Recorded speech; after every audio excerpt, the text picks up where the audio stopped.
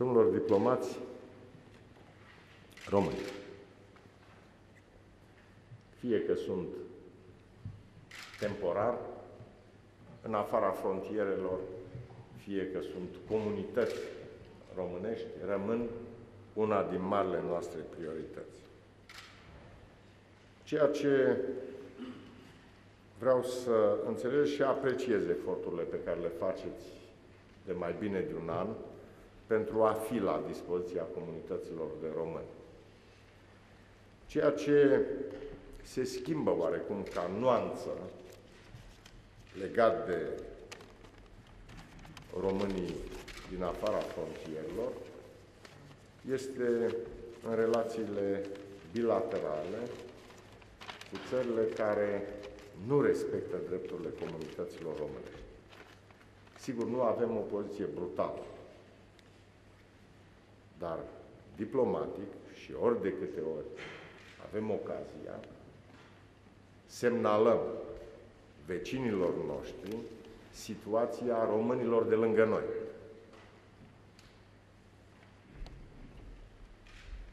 Deci nu este nimic schimbat pe fond și în relațiile bilaterale pe care le avem cu Ucraina, cu Serbia, cu Bulgaria, cu Ungaria, cu nimic.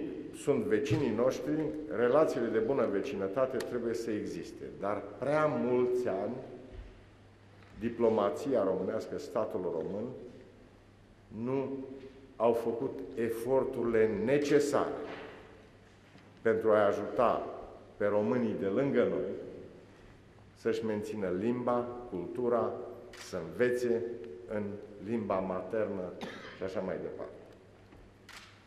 Deci cei care vă aflați la post în state din jurul frontierelor României,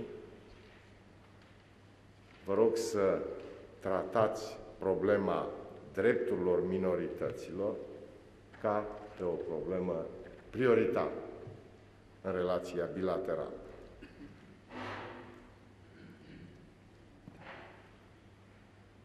Sunt destule cazuri în care vecinii noștri afirmă aspirații europene și euroatlantice,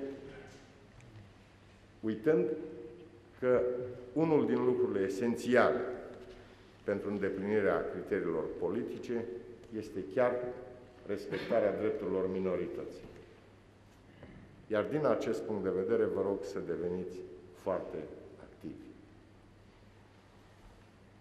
Trebuie evaluare pe fiecare țară, deși ea există, știu de câte ori plec sau am întâlniri cu omologi sau cu politicieni din țările vecine, primesc documentarul necesar de la Ministerul de Externe, dar aș vrea o evaluare la zi, pentru că în unele țări avem evoluții negative.